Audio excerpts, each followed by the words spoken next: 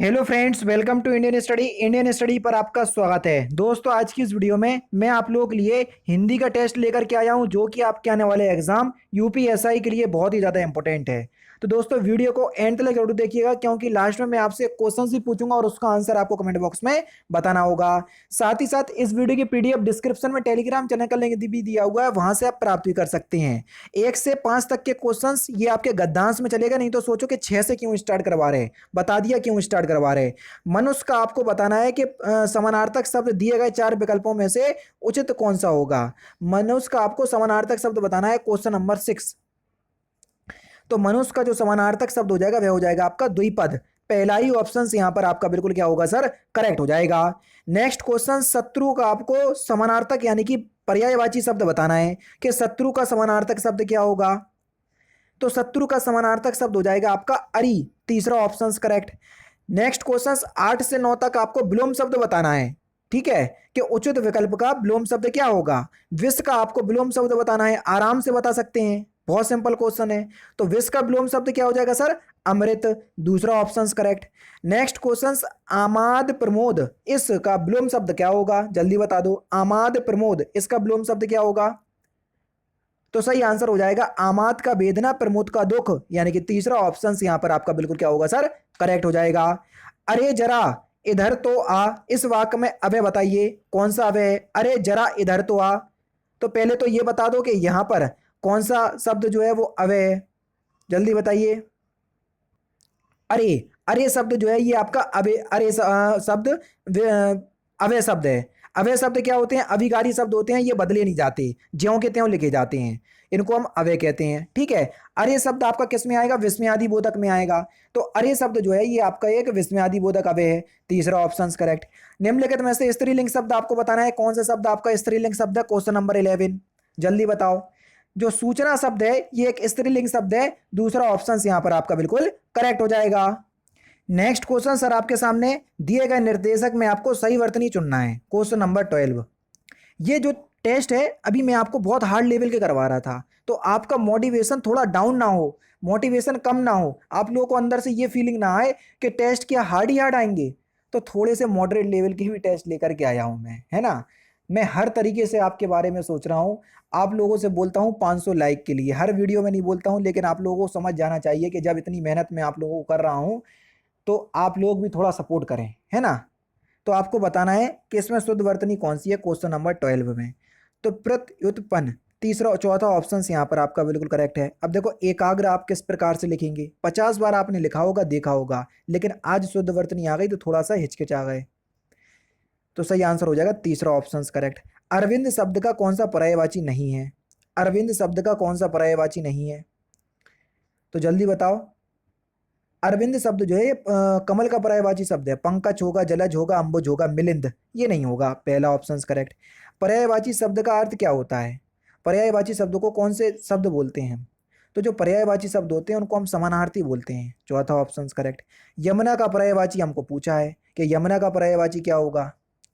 तो यमुना का पर्यायवाची शब्द क्या हो जाएगा, कालिंदी। क्या होगा सर, कालिंदी, चौथा ऑप्शन करेक्ट।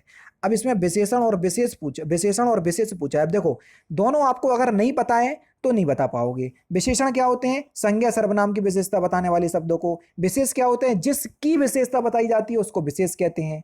ठीक है, जैसे राम मोटा है, राम की विशेषता क्या है कि वो मोटा है, तो ये विशेषण है। ठीक है, और किसकी विशेषता बताई जाती जा रही है, राम की, तो राम जो है वो विशेष है। समझ गए। तो जल्दी बताओ कि यहां पर आपका सही आंसर क्या हो जाएगा, विशेषण और विशेष में। तीसरा ऑप्शन करेक्ट हो जाएगा, कर्मनिष्ठ, तीसरा ऑप्शन करेक्ट। परिमाणवाचक क्रिया विशेषण का वाक्य होगा, परिमाणवाचक जिसमें मात्रा का बोध हो तो वहां पर आपका परिमाणवाचक होगा। क्वेश्चन नंबर 18 में देखो, परिमाणवाचक क्रिया विशेषण ही 5 प्रकार के होते हैं, अधिकतावाचक, न्यूनतावाचक, श्रेणीवाचक, पर्याप्तिवाचक, इस तरीके से। तो आपका सही आंसर क्या होगा, वह बहुत थक गया, ये बहुत शब्द है, ये अधिकतावाचक परिमाणवाचक क्रिया विशेषण में देखने को मिलेगा, तीसरा ऑप्शन करेक्ट। कौन सा वाक्य शुद्ध है, शुद्ध वाक्य आपको बताना है, जल्दी बताओ। यह आंखों देखी घटना है, दूसरा ऑप्शन करेक्ट है। कौन सा वाक्य शुद्ध है, क्वेश्चन नंबर 20 में बताना है। तो सही आंसर क्या हो जाएगा, आइंस्टीन के पास विलक्षण बुद्धि थी, पहला ऑप्शन करेक्ट। नेक्स्ट क्वेश्चन, कौन सा वाक्य शुद्ध है, इसमें वही क्वेश्चन आपको बताना है। चारों ही ऑप्शंस पढ़ो, वीडियो को पॉज करके फिर बताओ। सुरेश के लिए पत्र लिखना है, चौथा ऑप्शन करेक्ट। संविधान के किस अनुच्छेद के अनुसार संघ की राजभाषा और लिपि देवनागरी है? तो हिंदी का वर्णन किस अनुच्छेद में है? अनुच्छेद 343। तो कौन सा ऑप्शन सही हो जाएगा? पहला ही ऑप्शन करेक्ट। राजभाषा अधिनियम कब पारित किया गया? Important question. राजभाषा अधिनियम कब पारित किया गया? तो सही आंसर हो जाएगा आपका 1963। तीसरा ऑप्शन करेक्ट। जो देखा नहीं जा सके, वाक्यांशों के लिए एक शब्द क्या होगा? जो देखा नहीं जा सके तो उसको हम क्या बोलेंगे? तो उसको बोलेंगे हम अदृश्य, यानी कि दूसरा ऑप्शन करेक्ट। जो व्याकरण जानता हो, वाक्यांशों के लिए एक शब्द क्या होगा? जो व्याकरण जानता हो उसको हम क्या बोलेंगे? तो सर जो व्याकरण जानता हो उसको हम बोलेंगे व्याकरण। तीसरा ऑप्शन करेक्ट। बहुब्रीहि समास का उदाहरण, आप तो ये देख लो कहाँ पर भगवान का नाम दिया, जो भगवान का नाम वही बहुब्रीहि समास। पंकज, पंकज जो है ये आपका एक बहुब्रीहि समास का उदाहरण है, पहला ही ऑप्शन करेक्ट। आप बोलोगे सर भगवान का नाम तो है नहीं है, आपने बोला। देखो बहुब्रीहि समास क्या होते हैं? जो तीसरे अर्थ को इंडिकेट करें वहां बहुब्रीहि समास होता है। जैसे मैं आपसे बोल दूं लंबोदर, लंबा है उधर जिसका, ये इसका समास विग्रह हुआ, लेकिन लंबा उधर किसका है? गणेश जी का। तो तीसरा अर्थ इंडिकेट हुआ कि नहीं हुआ? तो जहां तीसरा अर्थ इंडिकेट हो जाता है वहीं पर बहुब्रीहि समास हो जाता है। पंकज किसका पर्यायवाची है? जल्दी बताओ। कमल का। तीसरा अर्थ इंडिकेट हुआ कि नहीं हुआ? तो यहां पर आपका बहुब्रीहि समास। कोई चीज अगर आपको कॉन्सेप्ट क्लियर है तो कोई माइकल लाल आपका क्वेश्चन गलत नहीं करवा सकता, बस कॉन्सेप्ट क्लियर होना चाहिए। और यही मैं आपको पढ़ाई अनअकैडमी पर करवा रहा हूं। बहुत इंपॉर्टेंट वीडियोस वहां पर क्लासेस चल रही हैं। ये समझ लो कि आप हजारों रुपए देकर के इतनी अच्छी हिंदी नहीं सीख सकते जो फ्री में सीख रहे हैं। समझ रहे? बस क्या है, आप लोगों को एक बार आने की जरूरत है। मैं बार बार नहीं कह सकता आप लोगों से, जो आ रहा है वो फायदा ले रहा है। किस शब्द में उपसर्ग है? कुछ शब्द उपसर्ग रहित होते हैं जिसमें उपसर्ग नहीं होता है, कुछ शब्द ऐसे होते हैं जिसमें उपसर्ग होता है। जैसे आपका सही आंसर क्या हो जाएगा क्वेश्चन नंबर 27 का? A option. फिर हार में प्र उपसर्ग है और हार एक अलग शब्द हो जाएगा। ठीक है। जे ही बरबाजी राम असवारा, ते ही शारदऊ ना बन नहीं पारा, इसमें कौन सा अलंकार है? अलंकार टॉपिक अभी पढ़ाना है। तो यहाँ पर आपका अतिशयोक्ति अलंकार है। जहां बड़ा चरा अगर बर्तन वर्णन होता है वहां अतिशयोक्ति अलंकार होता है। कौन से रस युग में है जो महाकाव्य के प्रधान रस माने जाते हैं? जो महाकाव्य के प्रधान रस माने जाते हैं कौन से रस युग में है? श्रृंगार रस और शांत रस। पहला ऑप्शन करेक्ट। पड़े फारसी बेचे तेल, यह देखो कुदरत का खेल, इसका अर्थ क्या है? पड़े फारसी बेचे तेल, यह देखो कुदरत का खेल, इसका अर्थ क्या है? इसका अर्थ है योग्यता होते हुए भी व्यवस्था के कारण निम्न स्तर का कार्य करना। दूसरा ऑप्शन करेक्ट। खेत रहना, इस मुहावरे का शाब्दिक अर्थ क्या है?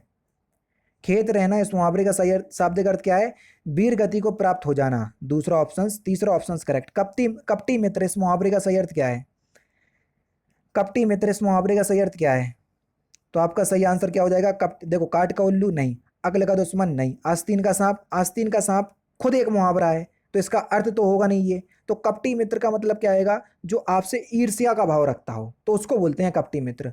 चौथा ऑप्शन करेक्ट। आपको पता नहीं है कि ये कपटी मित्र है लेकिन आपसे वो अंदर ही अंदर ईर्ष्या का भाव रख रहा, तो उसको कपटी मित्र बोलेंगे। तो चौथा ऑप्शन करेक्ट, क्योंकि इनमें से दिए गए मुहावरे का कोई भी अर्थ जो है वो सही नहीं है। ग्रंथ शब्द का तद्भव क्या होगा?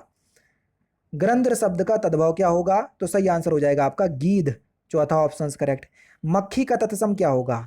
मक्खी का तत्सम, तो मक्खी का जो तत्सम होगा वो होगा आपका मक्षिका। चौथा ऑप्शन करेक्ट। ऐसा कवि जो तत्काल रचना करता हो, वाक्यांशों के लिए एक शब्द क्या होगा? ऐसा कवि जो तत्काल रचना करता हो उसको हम आंसू कवि बोलेंगे सर। दूसरा ऑप्शन करेक्ट। विनय पत्रिका की भाषा क्या है? विनय पत्रिका किसकी कृति है? तुलसीदास जी की। इसकी भाषा क्या है? तो इसकी जो भाषा है वो कौन सी है? ब्रज भाषा। जबकि तुलसीदास की रामचरितमानस भी है, उसकी अवधि भाषा है, ध्यान रखना, नहीं तो आप लोग कंफ्यूज हो जाओ। नेक्स्ट क्वेश्चन 38 और 39 में आपको क्या करना है? अलंकार पहचानना है। अंबर पनकट में डूबो रही, तारा घट ऊषा नागरी, इसमें आपको बताना है कौन सा अलंकार है। तो यहां पर आपका सर कौन सा अलंकार हो जाएगा? रूपक अलंकार। चौथा ऑप्शन करेक्ट।